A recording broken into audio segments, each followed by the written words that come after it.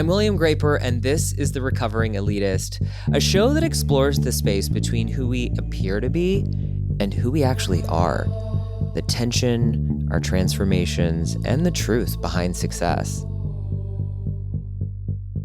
On today's show, I'm joined by Robin Givhan, a Pulitzer Prize winning fashion critic and the former senior critic at large for The Washington Post, where she wrote about politics, race, and the arts. She's widely regarded as one of the most fearless and influential voices in fashion journalism, and she's also considered, to me and many others, the gold standard for writing about not just clothing as superficial decoration, but about the language that clothing is for discussing politics, race, and our identity. Robin, I'm so honored to have you on the show today. Thank you so much for being here. Thanks for having me. It's nice to be here. Yeah, so tell me, what does clothing allow you to see about human behavior that other mediums don't allow? Well, the first thing I would say is just that, to me, a kind of communication. And it's extremely intimate. And it's something that we all participate in. And some people are incredibly eloquent. Some people obfuscate. Some people, make things up. And I think it's really interesting to just sort of see how that unfolds with their attire. And, I would also just say that it's enjoyable. It's fun. It can be incredibly invigorating and fanciful, empowering. It can be so many things. And any medium, I think that has that kind of breadth is enticing. And so what, early on in your career, what brought you to the beat of fashion above all other beats? This is probably a sad little answer, but I started writing about fashion because it was the beat that was open. I started my career at one of the regional newspapers. And at the time, I was a generalist who was constantly having to make sure that a story idea didn't impinge on someone else's area of coverage. So I joked that I would often get the backwash of everyone else's beat. And then the person who was the fashion editor at that time took on a new role. And this speaks to how much things have changed, because this regional newspaper needed to fill that position. They didn't want to go without someone dedicated to writing about fashion. And so I raised my hand because I thought, fashion, clothes, I wear clothes. That sounds interesting. And that was really how I started. And I started covering menswear. Oh, wow. So is fashion something that at the time was regarded as fluff, or was it regarded as something, I feel like you're credited for making the conversation about fashion such a, not serious in a bad way, but like you gave it weight and you've given it importance. And we look at fashion through the lens of politics and race and economics, partly because of you giving it that meaning. So at the time, did it have a deeper meaning, or was it kind of considered fluff? I would say that my take on fashion placed it more in sort of the broader conversation about culture.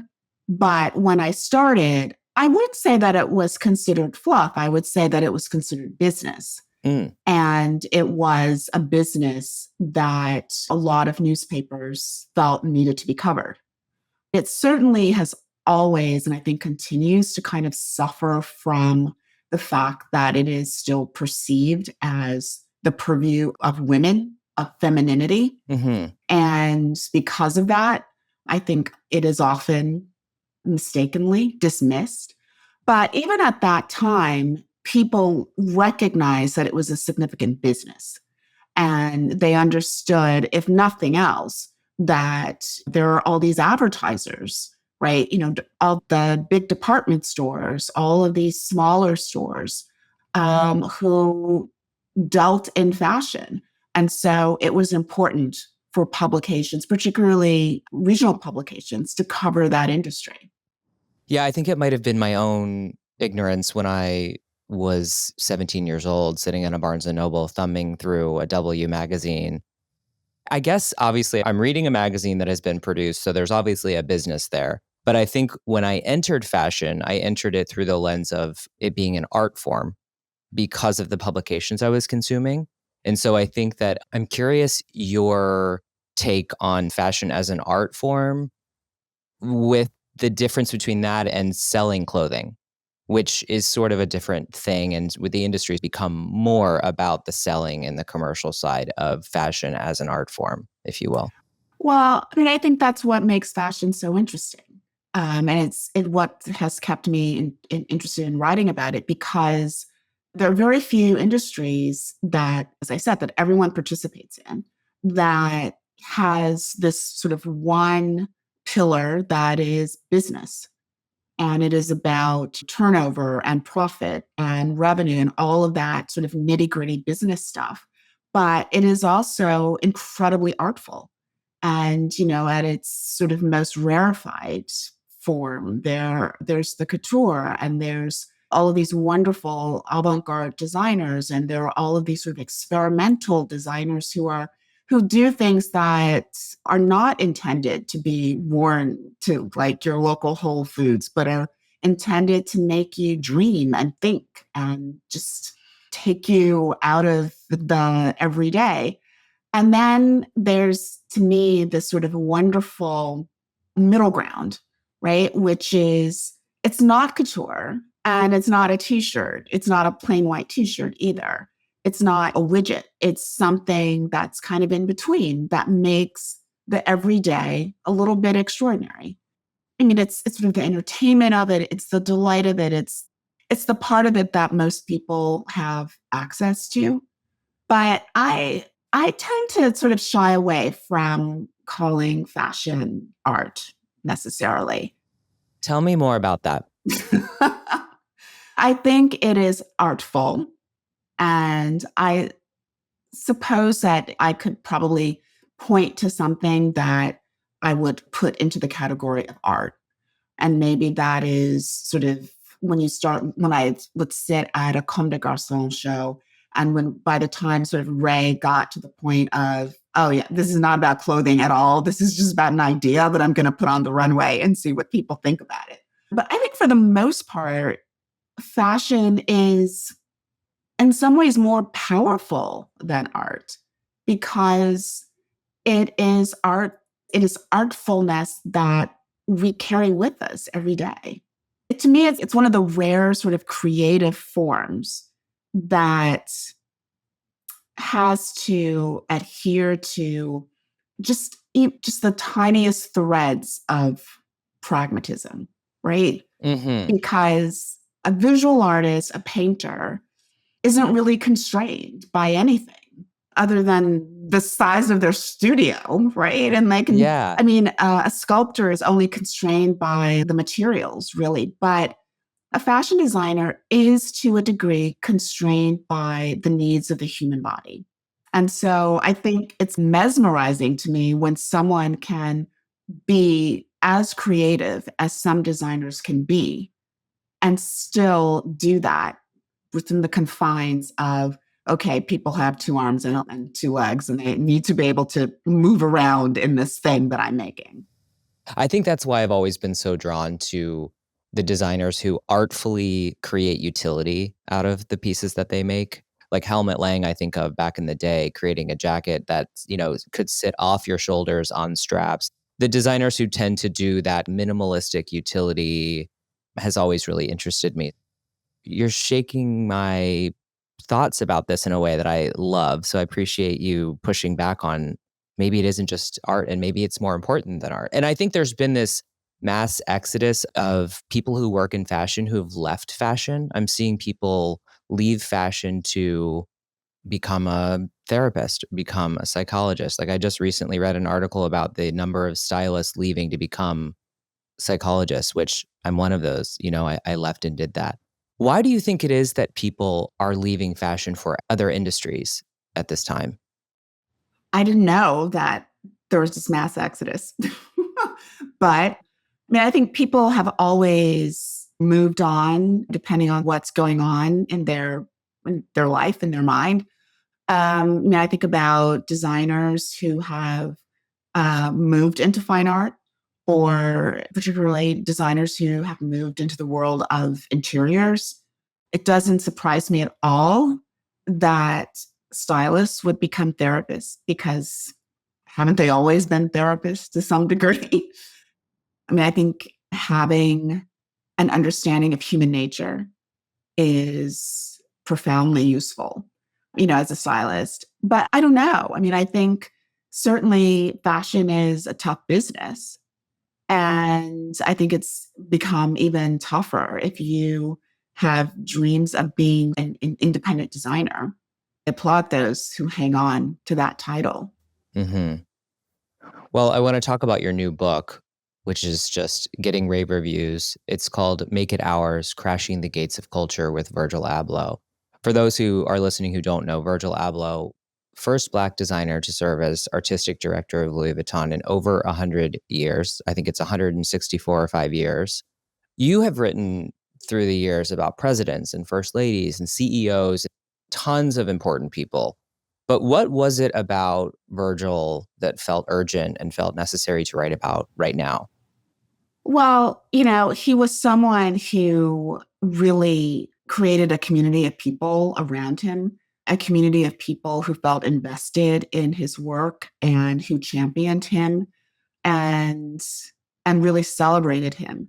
And when I was covering the collections that he was doing, particularly for Off-White Women's, I would often look at the collection and leave feeling very lukewarm about it, looking at the garments as garments, right? And think, it's fine, but I wasn't like bowled over or anything. And when he passed away, it was very striking, the outpouring and the sense that people had lost someone that they felt intimately connected to. And so I was interested in what I'll call like that gray zone between my feeling that the work itself was not something that I would say put him into the category of great designers, but there was clearly something more that was going on. There was clearly something more that he was giving his fans than a perfectly constructed jacket. And that's what I really wanted to explore. And I also wanted to explore the things that were going on in the background while Virgil was making his way up the fashion ladder. Could this person have achieved this 10 years ago or 20 years ago? And if not, why not? What had changed to open up that pathway? And what was there that was unique about him that helped to open that pathway? Could you tell me a little bit about what you discovered around where that connection, that deep connection that people felt to him and his clothing? If it wasn't about the exceptional clothing, if we are ranking it or rating it, what was it about? Well, certainly there were some people who did really like the clothes. I don't want to diss the No. clothes. No, but I'm with you. I'm with you Yeah. on I was lukewarm on the clothing as well. And that was, I didn't see the connection that you are speaking to in this book as well until you pointed it out. Because for me, the clothing was a little lukewarm too. So yeah, where's that connection coming from then? Some of it, I think, came from the way that he used social media. He sort of came of age back when people were writing on blogs. And so his sort of foundational sense of social media was as this warm and happy place where people met and they talked about the things that they had in common. He started in social media before it started getting swampy. And so many people would talk about how, oh, yeah, I DM'd Virgil and he DM'd me back. And so he really saw it, unlike a lot of designers who do use social media, as a way to make announcements and to unveil things and to explain, their philosophy or whatever. Virgil really used it as a way to have a two-way conversation. And he would respond to total strangers who reached out to him. And he used it as a way to try to be more transparent about the design process. He often spoke almost a bit derisively to some degree about sort of the sacred cows of design and let people, as he called it, sort of gave them the cheat codes, so to speak. And we can talk about, I have complicated feelings about that notion of cheat codes. But for him, it was this way of saying, look, there are these people who are going to tell you that there are all these boxes you have to tick off, and there's all this stuff that you have to do in order to enter this rarefied world of fashion design. I am here to tell you that a lot of that is busy work and a lot of that is just smoke and mirrors. And you can come on in here with your ideas, which are just as legitimate as anyone else's ideas, because, look what I did. And he would almost give them permission to take themselves seriously. They would say, oh, yeah, I'm working on, maybe like these t-shirts, or I'm thinking about trying to put together a brand. And he would elevate that and say, this is your practice. This is important. And I think a lot of times for people who feel very much like they're on the outside and they feel so far outside that it's not even a matter of getting their foot through the doorway. They're still trying to figure out like where the door is. And to have someone say, you should take yourself seriously, I take you seriously, I think that is an enormous gift, because in many ways, like that's the first step, right? Like you respect yourself, others will respect you. You take yourself seriously, others will take you seriously. I'm trying to decide whether I should share this or not, but you saying this to me is very moving, because that shining the light on people and allowing them to see that they matter is an amazing thing that you're speaking to that he did. And I think I didn't think about it in the way that when he passed away, I was in school for psychology and I'd kind of turned my back on my career in fashion. And I was really kind of resentful about the industry and a lot of different things. And I was going through my own journey with what I felt I had done for the industry, what I felt it did or didn't do for me, that whole thing. And when he passed away, I got a bunch of messages from people saying that he had passed away. And I said, oh, I didn't realize. Like, weren't you friends with him? I said, no. And they said, well, he's following you on Instagram. And I said, he is? I had no idea. And the reason why I bring that up is to your point, which is I think what I felt in that moment was that maybe I had been seen. Maybe I had mattered. And that was like, it could make me cry thinking about it now, because it's like that, to hear from you, that was really maybe his legacy or his biggest impact, was that he did that for so many people and gave people so many opportunities. And mine is anecdotal, but it's to your point. It did make me feel seen.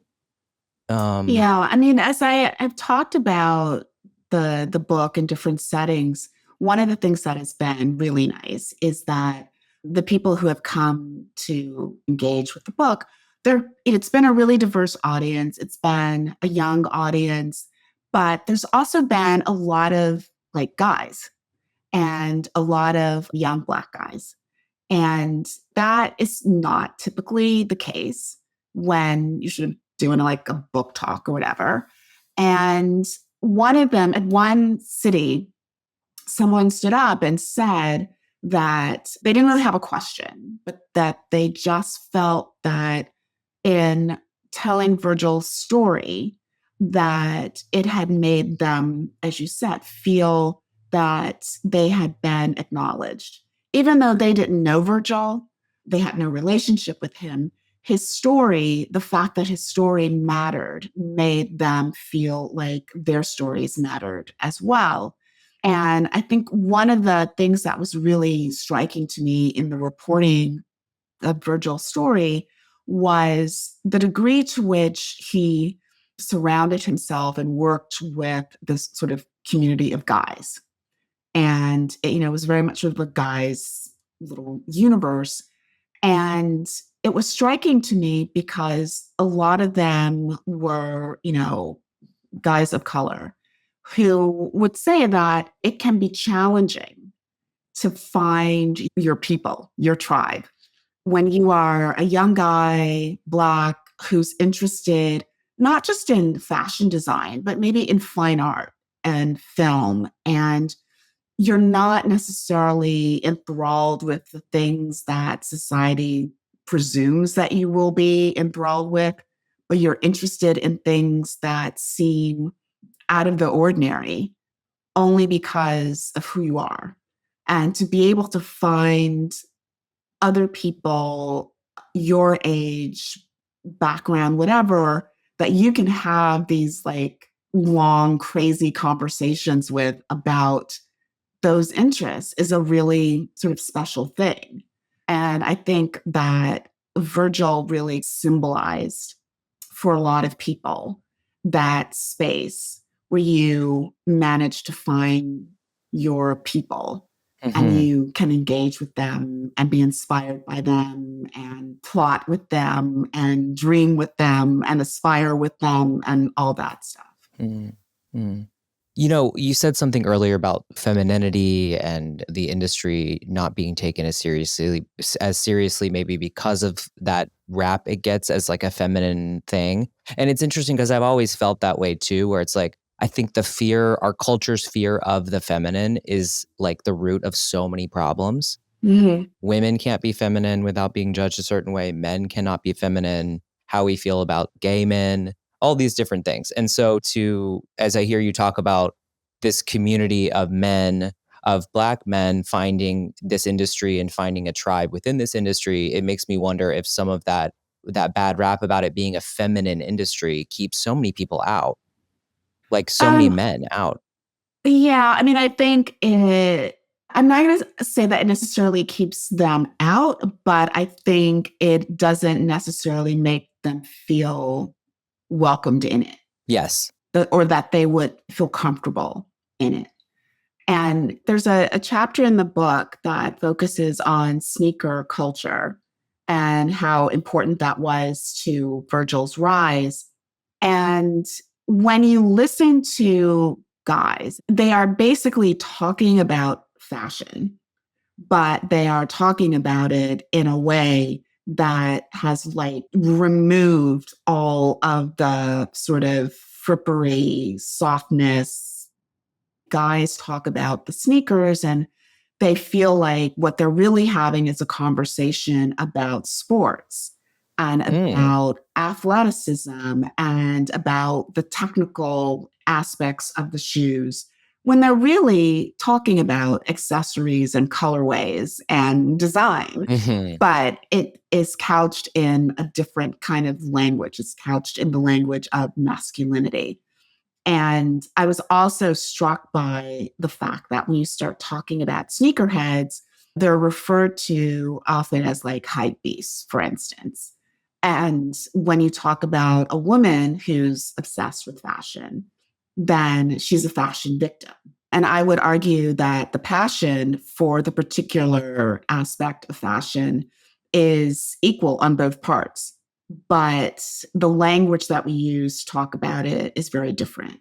The language around sort of the male pursuit of sneakers gives men authority and makes them the sort of hunter for this prey. Totally. And the language that surrounds women and their obsessions and desires related to fashion puts them in the seat of the victim. They're slaves to fashion. They are controlled by fashion. Whereas men, that language has them in control. That's fascinating. That's absolutely fascinating. I hadn't thought of it that way, but I do think a lot about exclusivity and the mechanism of exclusivity within fashion and how it can often bring more value to things. And sneakers certainly fall into that category of exclusivity and the rarity of things. I'm curious, as we explore exclusivity and rarity and sort of try and break down barriers around certain things only being for certain people, as we democratize fashion, how does exclusivity and how does that system continue to work? And why are we so drawn to it? I think we are creatures of hierarchies and we're competitive. And I mean, isn't it all about figuring out who you're a touch better than, who you're winning over, who you're beating at some task? But do you think we admit that as we have this conversation in our culture? Do you think people are able to say, I admit that that's a part of me too? Yeah, I don't think it always has to be bad, right? I go to the gym and I prefer taking a class as opposed to working out solo. And I certainly look around and feel like, oh, well, if that person next to me is doing all the push ups, I'm going to do all the push ups and maybe I'll do one extra. That's not necessarily bad. I mean, that is you're using, I think, the sense of competition as a way to do better and to be better personally. It's it's something that is prodding you on. I think competition can be great in a classroom where students compete to try to have the most interesting, thoughtful take on a book that they've just read, where there's a competition of ideas and narratives. I mean, that to me makes for a lively conversation. I think where we get into trouble is when the whole point is the competition, as opposed to the education, the learning, the betterment, the whatever that you get through the process. And it's also obviously a problem when you have that sort of social competition where you assign human value to people based on where you perceive them to be in your sort of social hierarchy. Yeah, I'm often wondering why we're all so drawn to these Devil Wears Prada, icy attitude of Anna Wintour, these tropes of these exclusive power players within the industry. It's like on some hand, they're fun to watch. On the other hand, they do perpetuate this idea that fashion is for some and not for others. Do you think we've progressed in that lane as a culture? Do you think that we've grown past some of that? Or do you think we still fall into those tropes of fashion being for certain people? I think we're still very much in the fashion is for certain people trope. But I don't know the answer to this question, but I don't know if we will ever fully, I don't know that it's possible to step out of that to some degree because so much of fashion is based on the idea of aspiration. And that sort of immediately connotes this idea that you are aspiring to be someplace where you're not, where you haven't yet arrived, or where you may not yet feel comfortable, Hmm. or you may not yet feel like you're prepared to be there. There's still that sense of an outsider trying to get in, not to make everything about Virgil, but also this was something that I talked about with Edward Enninful from when he was at British Vogue. And it was this idea of wanting to democratize fashion and make it a place, make it something that everyone could feel a part of. And I think often when we think about democratizing fashion, there is this idea that means making it less expensive so more people can afford it. That the thing that is like blocking everyone is the pricing. But pricing is almost like part of the thing, right? The reason something feels so rarefied is because of the fact that you have to scrimp and save and try to make it fit into your budget. And I'm not saying that Chanel handbags should be what Chanel handbags are, but that is certainly part of the mystique. And democratizing it doesn't necessarily mean cutting the price. It means allowing that a really wide range of people can aspire to that and should be welcome to aspire to it. That a really diverse group of people can be part of like this crazy fashion dream. And that doesn't mean that the dream becomes any less glamorous or slick or stunning. It just means you allow that there's a lot of different kinds of glamour.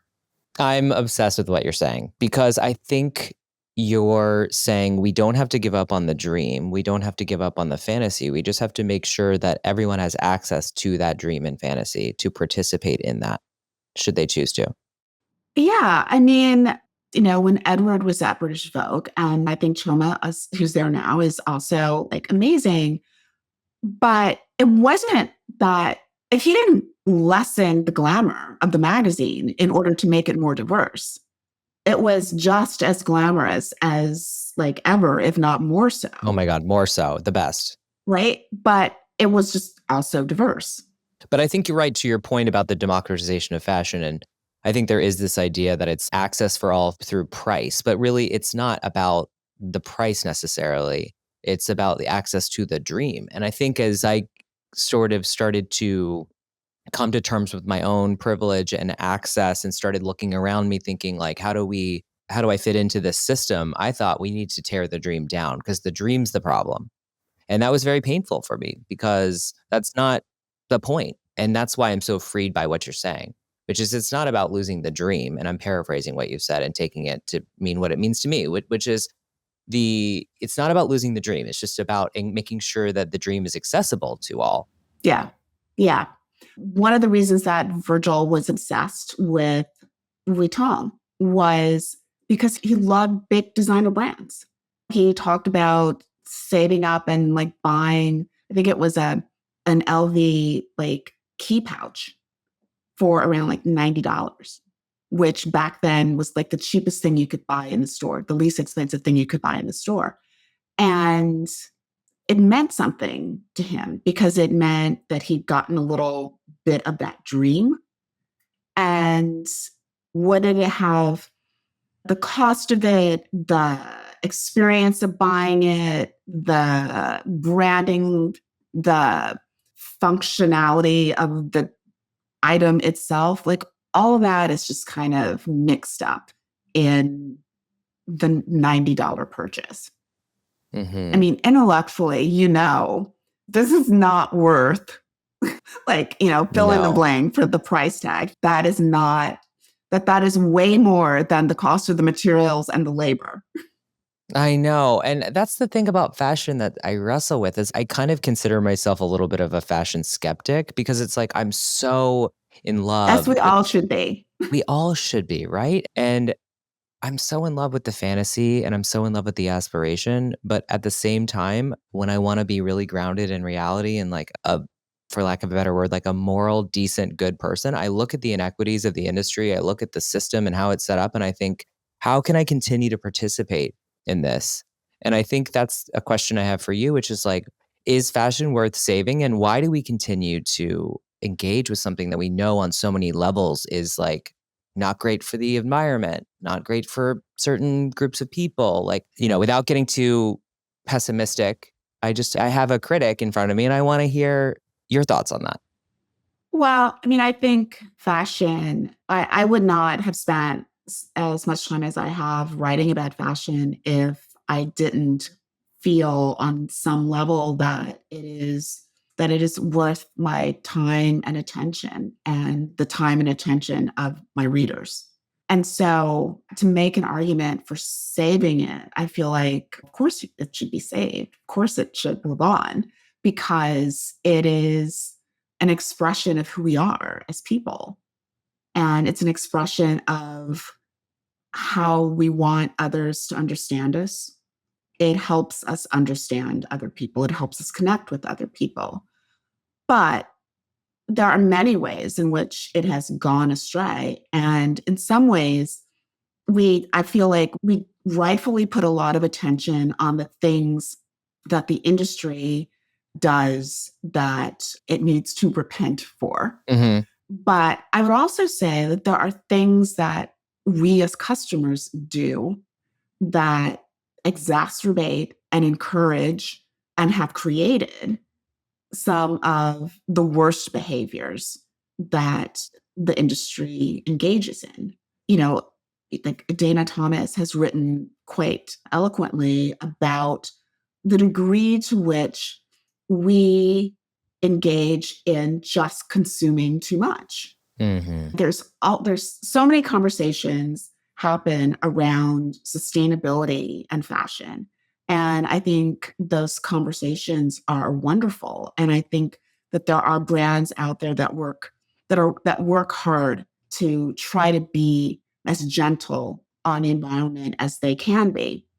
But I think we all kind of know that the fastest and most impactful way to be sustainable is to just stop buying so much Mm-hmm. and to buy better and to stop buying clothing that is priced so low that, of course, we know that somewhere along that supply chain, people suffered. Like, we know this. Like, people somewhere along the supply chain of a $12 dress, a lot of people got the short end of the stick. And we complain about the quality of things or things not lasting. And we know that we could probably get better quality. Maybe if we invested in something that was made in a quality way. But we have become very used to moving so quickly through wardrobes and clothing and discarding things and, haul videos and unboxing videos and all of that stuff. And that's on the customer as opposed to, I mean, the industry is like feeding the customer's desires. Right. But if the desire wasn't there, if the demand wasn't there, then I think we would have fewer. I think some of the problems that are most egregious, we would be able to chip away at them a bit faster. I agree. And you probably can't answer the follow-up to this, which is, do you feel like we're kind of algorithmically being, I'm not sure that people are developing their style or their purchasing choices as thoughtfully because of big tech and the algorithms feeding us what we want all the time, whenever we want it. Probably. I mean, the algorithms certainly are constantly feeding us, tempting us with all kinds of things all the time. And it takes a lot of willpower to ignore the algorithms. But yeah, I think between like tech, this idea that more is better, I'm not sure if you're in New York or where you I'm in are. LA now, but 15 years in New York, I always have to make sure I get in there when I say I live in LA. So you have seen those pre-war apartments, the unremodeled ones where you look at the closet and the closet is like this wide and this deep. And you're like, oh my God, how did people fit their clothing in there? And you realize the degree to which we've gone from this is a closet that contains all your clothing to I now need like a room the size of like a studio apartment just to contain my shoes. Yeah. I want to talk to you about the role of critic today, because I think everyone believes they're a critic on an iPhone. Anyone with an iPhone is a critic now. So I want to know culturally, what role does a critic serve, and how do you stay above the increasing pressure that critics feel to bend a knee to corporate America and advertisers?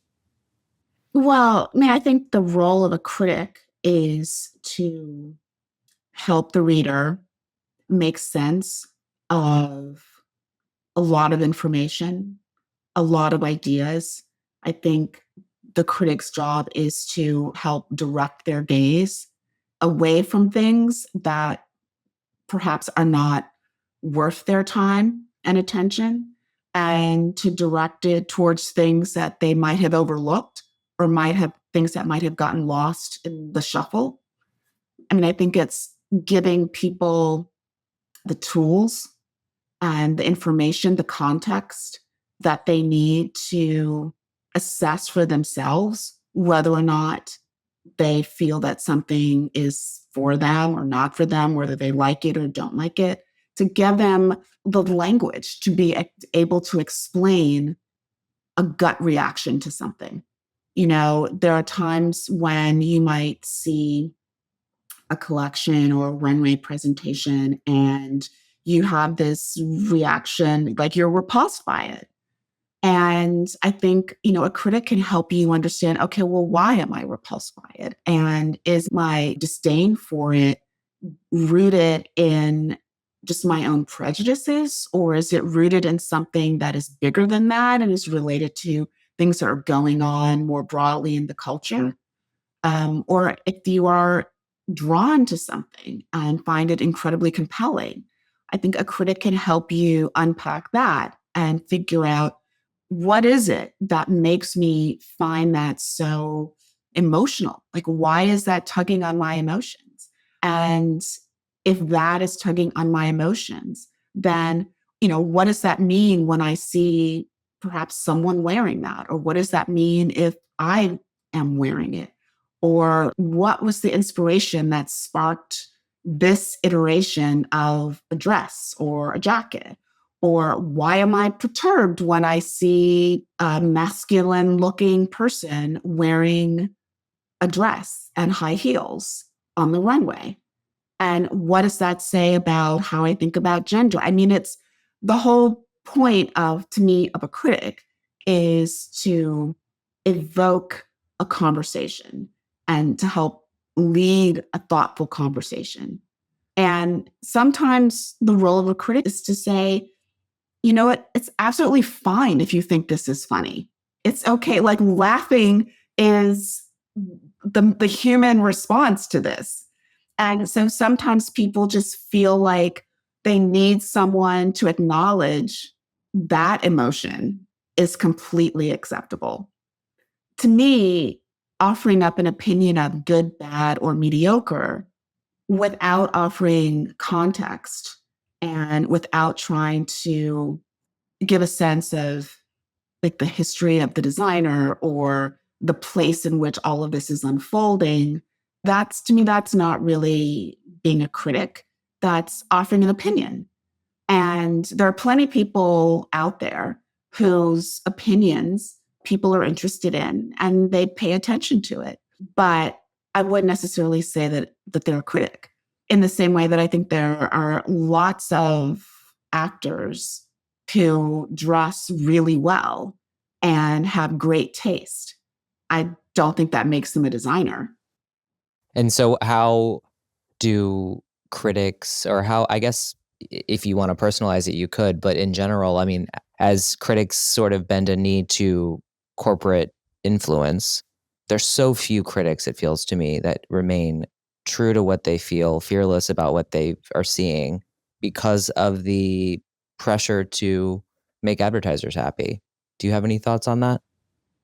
I mean, when you say bend knee, I mean, are you finding that like you have been reading critics that you've read for a while and you're like, oh, I know they don't think this. I think I know they're only saying that they like this because they got paid off or something?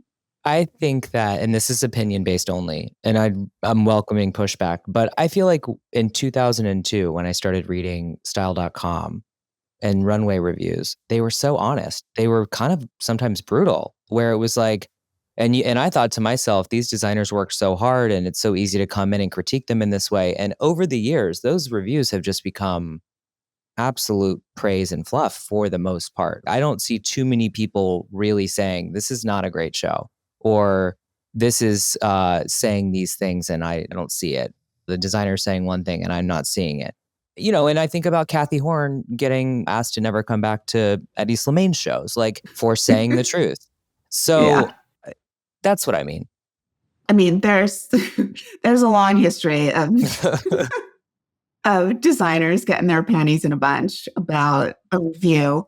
And, my feeling was always, if you are really upset about a review, to please call me and we can have a conversation about it. I am happy to come to the showroom. We can have a conversation about it.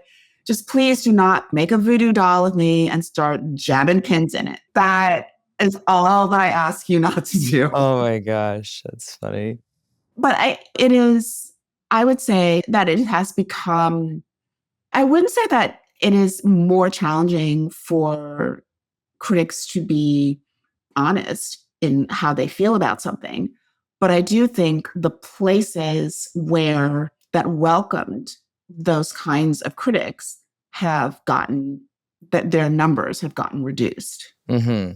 And I think about the financial conflicts happening at Condé Nast, and it's like they can't afford to say that was not a good Dolce & Gabbana show because that's who's funding that whole thing. So there's just these conflicts. And I guess one of the things I'm dancing around, which you don't have to answer, but was Jeff Bezos owning the Washington Post something that was ever an issue? And how did that work with your ability to remain true to your word?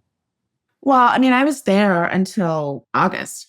And as far as like fashion coverage and that sort of thing, that was like a non-starter. There was absolutely no pushback or conversation or anything.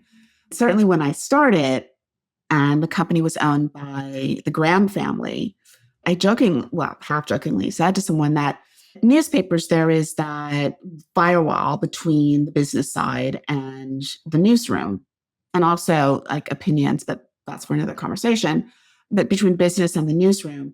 And on the business side, there were people in advertising who dealt with the advertisers. And I covered the fashion industry.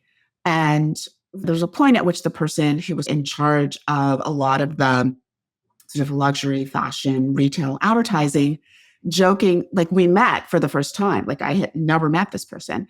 And he jokingly said to me, "Oh yeah, I throw my body over a lot of fires, during the course of the year." Meaning that, yeah, he might have heard from a retailer or a brand or whatever about something that ran in the news pages, but the newsroom never heard that. That's nice to hear. And that is a good thing, because even if you hear it and you're told, don't worry about it, you've still heard it. And that's still in the back of your mind. And so that, is the firewall that no one is ever going to say to you that this is hurting X. Bezos bought the paper, I think it was 2013. I think that's right. And I came back. I was away for a bit, and I came back in 2014. And during that period, I mean, he very much kept out of the newsroom. He is more present there now. But at that point, he was very much out of the newsroom. And I think it's important I wish that more general interest publications covered the fashion industry, because they have a breadth of advertising. They're not reliant on one specific sort of category of advertising for support. But it also, you're speaking to a different audience. You're not sort of preaching to the choir. You're really preaching to like the atheists. Yes. And that, I think, allows for a different kind of conversation, and it allows you to express things in a different way. I want to be mindful of your time, but I would be remiss if I didn't touch on politics before you leave. Would you though? No, I'm kidding. Yes, I would, but only through the lens of an opinion I have that I want to know if you're seeing culturally or if I'm just making this up. I feel like there's been this uptick in this waspy culture in terms of clothing. Like Ralph Lauren has greater sales than they've had in a very long time. I'm seeing Dior get it's very country club, Oxford shirts. Like it's an interesting take on this American culture, specifically white American culture. I'm curious if you see that or if you feel like, our current presidency has anything to do sort of culturally with where we're moving on what we're seeing in fashion. I mean, I can't say if Jonathan Anderson was having like some conservative moment MAGA meltdown. before, Yeah. before his Dior debut. Yeah. I don't mean to imply that. I just think it's an interesting. But I think that certainly here there is this emphasis or fascination with very cliche notions of femininity and very cliche notions of masculinity. And those two things being very much positioned at opposite ends of the spectrum and perceived as this is how you be feminine and this is how you are masculine. And anything outside of that sort of narrow band is sketchy. Mm. And I think you see it in the way that a lot of this administration presents itself. And by that, I mean just sort of aesthetically. There is this particular look among like the men in the administration. Just clothing wise, I don't know that there are any more red ties left to be purchased. And no tailors have ever been brought in. The tailoring is problematic. There's a lot of hair pomade that is in use. And it is a very kind of chisel jaw, how many push-ups can you do in like a minute sensibility. I mean, I think about the video that Pete Hegseth and Robert F. Kennedy Jr. did, where they were competing with each other to see who could do, the most number of push-ups within, I don't know, was it like 6 minutes or 3 minutes or something like that, and pull-ups. And you just want to go, well, first of all, if you want to just like fling yourself towards a pull-up bar, then like fine. And I don't know. I don't think those push-ups would actually be counted since you're only going down about an inch because you're trying to go like a mile a minute. Anyway, I digress. But there's that sensibility. And then on the feminine side, it is all about long barrel curls and big eyelashes and big, full, glossy lips and a lot of makeup and just sort of being this kind of stereotype of what it means to be feminine, what it means to be pretty. And that in many ways often seems to be like the look of it seems to be the primary requirement. Like, do you look the part?